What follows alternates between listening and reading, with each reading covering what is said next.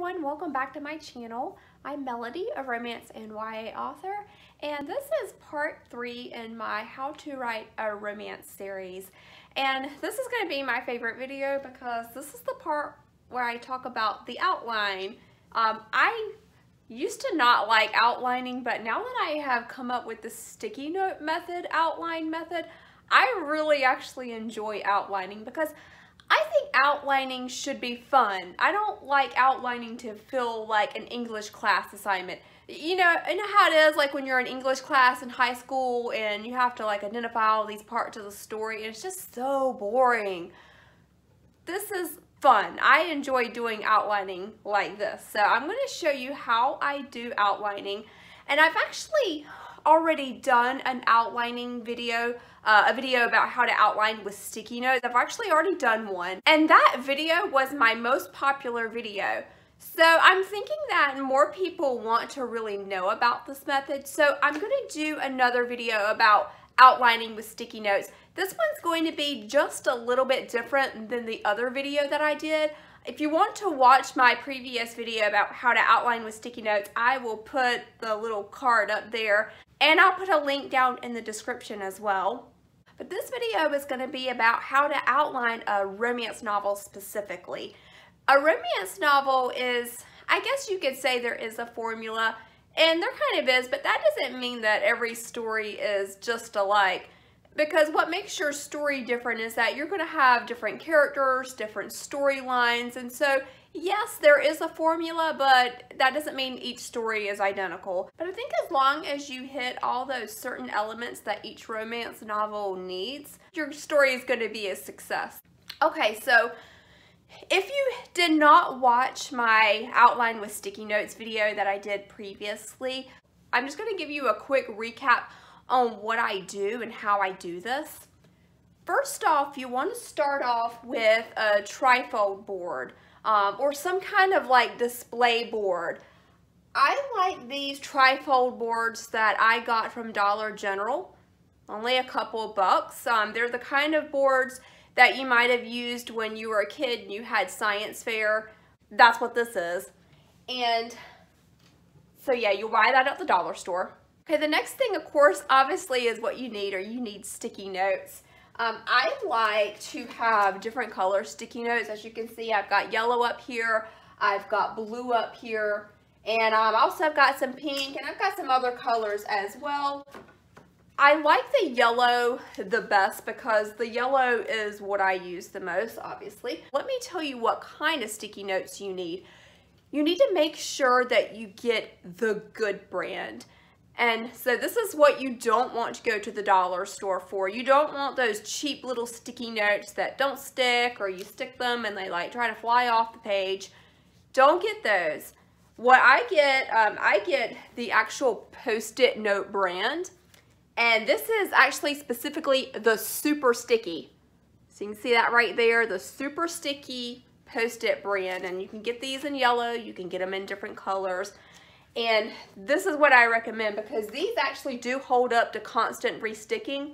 Now, of course, you know, after you've stuck it for, I don't know, multiple times, you might need to replace it with a new one. But for my purposes, I'll stick it on here, and then if I need to move a scene around, I mean, as you can see, I've moved these quite a bit, and they're still holding up pretty good. So, super sticky Post-it notes.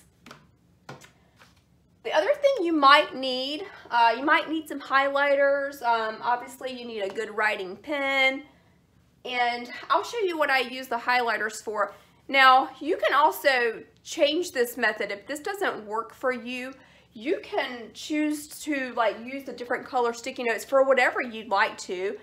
Maybe you like to have a different color sticky note for each person's point of view. You could totally do that if you'd like to.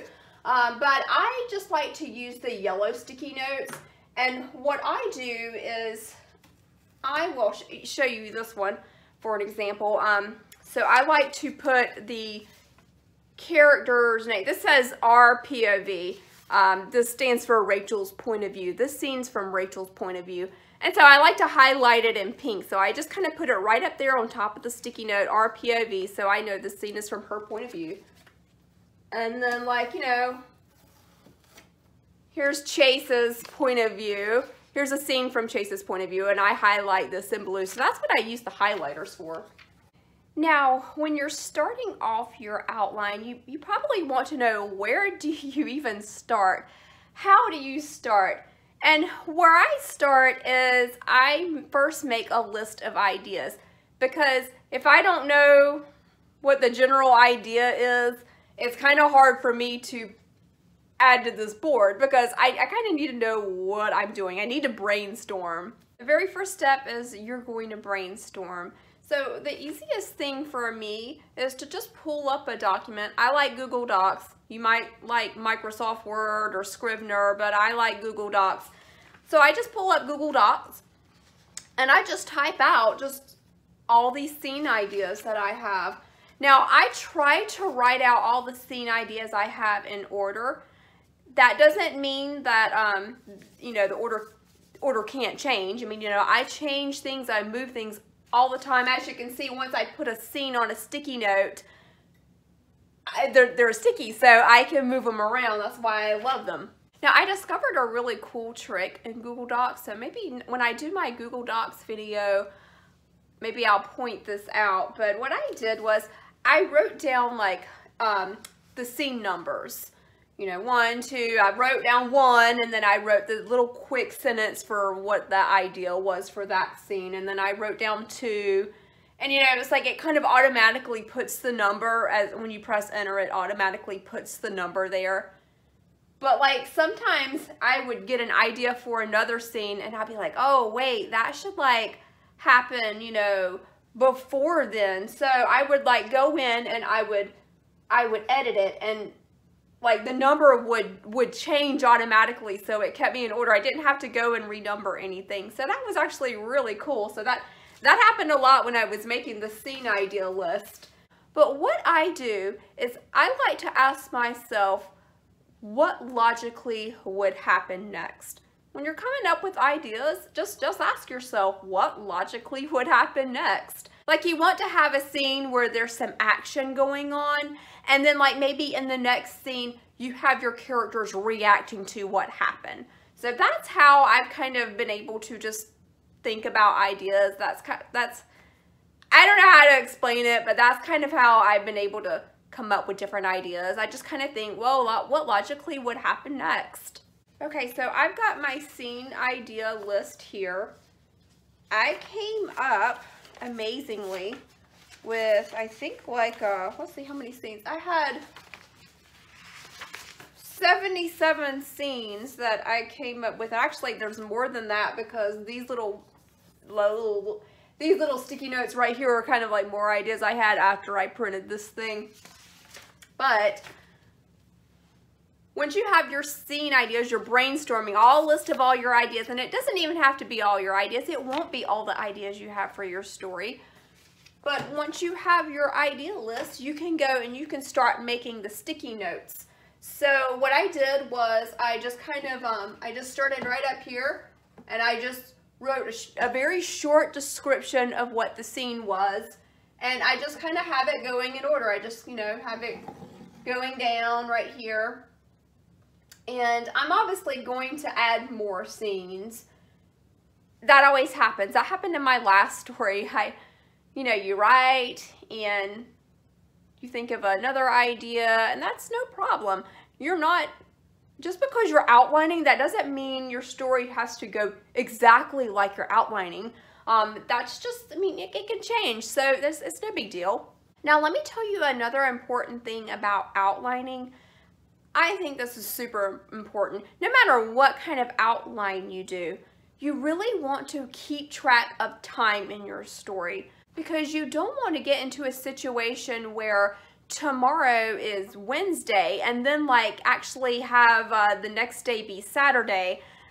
You can really mess up with your time, so don't do that. So the easiest way to keep track of time in your story is to keep track of the time of the story as you're writing it. So the easiest thing for me to do is, what I do is when I write each scene on the sticky note, I put the date up at the top right there, so I will know what date it is. And so it's really a great idea to keep a calendar handy, this story happens to take place in March of 2019, the spring of 2019.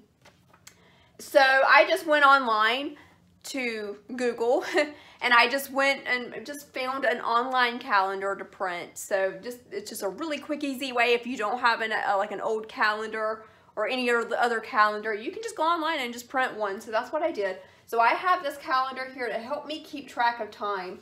Now, again, things in your outline can change. So just because I put a date up here, up at the top, just because I put this date, Thursday, March 28th, that doesn't necessarily mean I can't change that. I've changed that before. Sometimes when you're writing things, you realize, oh, you know, that date needs to be a little sooner, or that scene needs to happen a little bit later. It's no big deal to change. So, but I just like to keep track of what the date is, because I don't want to get in trouble and get all messed up and, you know, have like the next day be Saturday, but then yesterday was Monday. You know, don't want to mess up the time. But another great thing about keeping track of time in your story, and I know maybe some writers are like, oh, I hate doing the timeline, but keeping track of the time actually is a great way to give you good ideas for your story. So like, for instance, I've got here, this is the March, but like, okay, this is April. My character is a teacher. And I was thinking, wait a minute, okay, this is April, right? So there's going to be a spring break somewhere in there, because schools have spring breaks and there's holidays and things like that. So I just went online and I just found a school calendar and I'm like, okay, this spring break can be this week. So I can come up with some ideas for things for my character to do on spring break when she's out of work. So I haven't figured out what she does on spring break yet, but I have it right here. I have a little sticky note here that says spring break, April 15th through 19th. So I have this section planned. Now this brings me to the blue notes. As you can see, I've got the yellow notes, I've got the blue notes, but what do these mean? So the yellow notes right here, they're just scene ideas. They're just scenes, that's all they are. The blue notes, some of them are scenes and some of them are just notes to myself. So this, you know, this little spring break note, that's just a note to myself. Some of these were scenes that, you know, I had an idea for a scene, but I didn't know exactly where that scene was going to fit in. So that's what these are. They're just scene ideas and notes, but I don't know where in the story these are going to happen yet. As I write the story, I'm going to work these in and figure out where these need to go. Some of these, they've already found a home. As you can see, I've got a couple blue ones here. I've already figured out where those scenes were going to go as I was working on this outline. So that's what the blue ones mean. Now, when I'm working on my finished scene board, which I'm going to show you in just a moment, I like to use the pink ones to indicate time. So here we go with time again. But that keeps me on track of where I am in the story and what time it is, or what date it is. Now this is another board that I have here.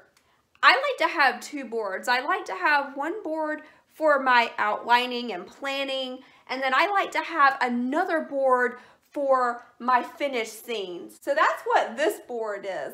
These are my finished scenes. So I've got now currently about 8,000 words in this story. So as I finish each of the scenes, I just put them right here. That way I can visually see like how much of the story that I have completed. When I get finished, this whole board is going to have like a ton of sticky notes on it. But so far I'm pretty early in the story, so this is all I've got for now. But now, as you see, I've got a pink note right here that just says March. What I like to do is I like to have a color sticky indicate the new month. So once I get all of the March scenes, then I will have another pink sticky note that'll say April, and then I'll have all the April scenes. And so I like to organize it by month. I find that it just makes it easier for me to do it that way. So that's pretty much it for the sticky notes. But I want to mention one more thing about outlining, specifically for romance novels, because you can do this method for any novel really.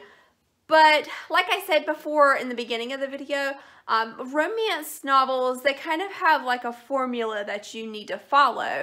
So what you want to do is you want to make sure that you have all of those specific elements that each romance novel needs so your story can be successful. So you may be wondering, like, what are those elements?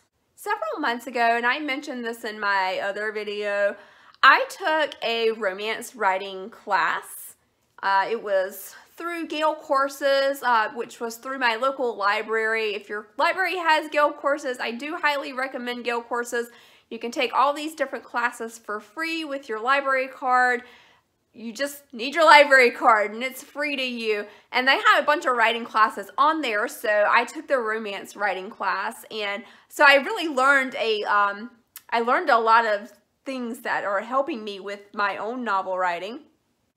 So what I learned in that class is that there are 8 elements to a romance novel. The first one is society defined, which I guess you can say that's like the setting or the time period. You know, especially like if you're writing a historical romance, you need to know like what time period it is. You know, if you're writing contemporary, like, you know, just like what time is it? What, you know, society, what society? Of course, the second element would be the meeting, which you have to have the meeting very early in the story. Like, I would say you should have your hero and your heroine meet in the very first chapter. Or if they already know each other, they run into each other in the very first chapter. Like, the meetup has to be at the very beginning. The third element would be the barrier or conflict. So what is keeping them apart? The fourth element would be the attraction, obviously. The fifth one would be the declaration, which is, you know, the declaration. They love each other. They're admitting that they love each other. The sixth one, they called the point of ritual death, but you know what? I like to call that one the black moment. You know, the black moment where all hope is lost and it looks like the characters are not going to get their happy ending. The seventh one is the recognition, where they recognize that they are in love with each other. And the eighth one is basically you're happily ever after, or you're happy for now, whichever you have in your story. I'm actually going to go over these elements in future videos. I'm not going to go into detail about all of those elements right now, but those are the 8 like essential elements of a romance novel. And there's also some like optional elements that you can have. It was a really fun class that I took. It really helped me with my own writing. And so now every time I write a romance novel, I make sure that I have those 8 elements so that my story will flow right. And you'll find that if you don't have one of those elements, maybe if you're wondering if there's something wrong with your story, it might be that you're missing one of those elements. And you don't have to have these elements like all in order. They don't, I mean, society defined and the meeting, they pretty much need to be in the beginning. But like some of these other ones, they can kind of happen throughout the story, change up the order for them. I'll go over those in a future video. So I guess that's pretty much it. If you want to see more of these kinds of videos, please do subscribe. I do try to do a writing video every week. And I'm not just going to be doing videos on just romance novels, although that will probably be the next couple videos that I'll be doing because I'm writing this romance novel and I'm wanting to share this journey with you. But I like to do videos about other writing topics as well, so please do subscribe if you want to see more of this content, or if you have like ideas for videos that you'd like me to do, like write a comment down below and I'll see what I can do. And also, if you have any questions for me, if there's something about this method that you want more information on, just let me know. I'd be happy to share this method with other people because this has really helped me out so much. And it is just, it's a great way to see like my whole story like at a glance. Just I can just see the whole thing. And I mean, obviously I'm going to add more to this, but you know, it's just a really great way for me to see all of it at once. I hope you enjoyed this video, and I'll see y'all later. Bye.